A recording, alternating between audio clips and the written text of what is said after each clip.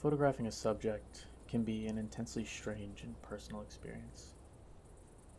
I found over the short 2 years that I've been behind a camera, the act of discovering and capturing a subject accurately is an intensely emotional process. The thing that drew me to photography is somewhat underwhelming to me as a concept now.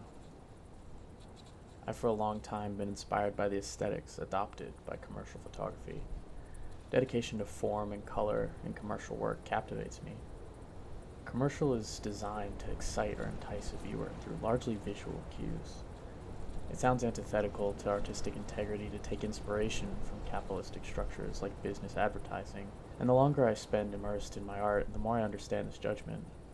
I've certainly found new inspirations and ways to appreciate different visual styles. But the idea that I could become attracted to a subject emotionally because of various visual elements and stylistic choices that describe its function or creation remains relevant to me. To choose to record a physical object as explicitly the subject of an image is to admit attachment, inspiration, or emotion. Forming an attraction to a subject isn't as simple as it should be. I'm not able to walk around until an item compels me to take an image. I unfortunately find the process of attracting myself to a subject to be much more complicated and obscure. To walk into a sensory overload of colors and movement with a camera and seek to capture a still image without purpose will produce subpar and dishearteningly incommunicative work. My lack of true emotional intent during my initial experiments with photography dictated an unintentional focus on the photographer. My work became a tactless and intrusive window into my own personality. Being emotionally attached to your work may be inherently dangerous to an artist's inflated ego, but it is necessary to create anything good. I spend time meditating on my proposed mission in setting out to take a photo before I do so. An image taken during a time when I've not designated myself to making art needs no motivation and produces nothing. An image taken during a time when I'm only concerned with making art is intentional. There needs to be a difference between an image I take for fun or to catalog an event and an image I take for an artistic purpose. 2 months ago, I made a trip to a small park to photograph. I set out with a primary and a secondary objective. Primarily, I would take images which served 3 different purposes. First, to invoke a feeling of exploration of myself. I wanted each image to place me in a world where every small leafy object I found was an intricate step in discovering my environment, as if every subject was hand-drawn, waiting to be displayed. Second, to enhance my own perception of any object I saw that held captive light or color. I wanted to be able to stop an object or the light illuminating it from raining freely over the subject's surroundings and examine a different aspect of the images I was capturing. Third, I wanted to use this as an opportunity to explore the aesthetic qualities which attracted me to the style of photography utilized in advertising. I wanted to take images which presented a clear emotional narrative driven by color and lines that a viewer could attach themselves to. My secondary objective was simply to take a photograph of a fern. To take a photograph of something because of its aesthetic beauty, there's a feeling adjacent to love that is difficult to explore with a human subject. This is why I feel so strongly about photographing nature. My love-adjacent appreciation for small things that grow on the forest floor is a much better avenue for developing this aspect of photography than my appreciation for a human subject. The human understanding of interpersonal love too easily can taint this love-adjacent feeling for objects. It can cause a feeling of discomfort or intrusion on my part, forcing a feeling that certain images are insulting or not relevant to the process, or possibly too personal.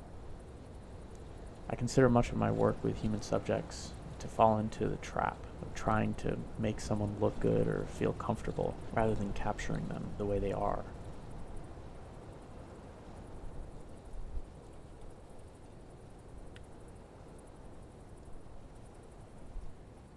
So often the goal of editing is motivated by the same emotional drive which causes one to capture an image. Editing is something I've always been taught to do first in camera and second in the darkroom. The problem with this is coming to terms with the decision of missing an opportunity or taking some kind of stance with a photo. The Susan Sontag quote, "To photograph is to frame, and to frame is to exclude," comes to mind. To expand this concept beyond photographic framing, to make any kind of art is to frame a subject or an idea and inherently excludes other perspectives. Editing cannot be avoided. This is where explicit storytelling or heavily edited photos have caused a rift in my artistic integrity in the past. Too often these images simply became the junk food of my photography. They no longer represented any reality or idea. They existed to gratify a sensory input. In attempting to capture as much content as possible, I'd abandoned my subject or concept. Content is not specific to the focus of the photograph, and it embodies no ideas. It's often included by necessity, and when accentuated by the editing process, it destroys the subject. If content dominates an image, the subject and the artistic vehicle become irrelevant and flat.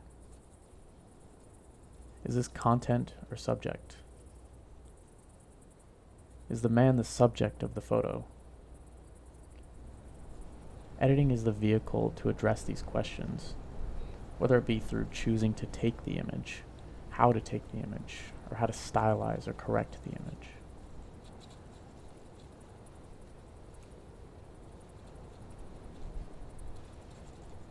The implications of putting a moment that I wish to capture into motion have been more problematic than I had expected. Capturing a subject's motion in several frames somewhat destroys my idea of what the subject is. An off-angle or unrestricted background element in motion will often completely ruin a shot for me. While it may be true that a subject can become more alive when in motion, the ability to dwell on a still frame allows the imagination to conjure a much more vibrant, implied movement than can be achieved in reality. Most of this I explain away with inexperience, which is not incorrect. The reality is that capturing moving things simply requires a different skill set, and editing a series of moving images is not the same as editing a still image. The line between content and subject in a moving scene is much less defined than in a still image. And within a narrative, the meaning given to objects questions whether it's even possible to distinguish content and subject. It is difficult to distinguish if a subject is even readable in my work from an outside perspective. At times it seems obvious, only because there's no other option. My internal process is often very private, so I have to question whether the thoughts I have about the most effective way to make art translate visibly into my work. Occasionally I think that the only answer is to make art for the sake of art and abandon any attempt at narrative.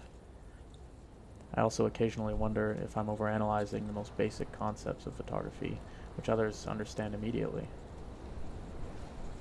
The most prominent question I find in photographing a subject is whether or not the image then belongs to me. I still don't think I've decided who my photographs are for, if I'm trying to speak to other people, or only to myself.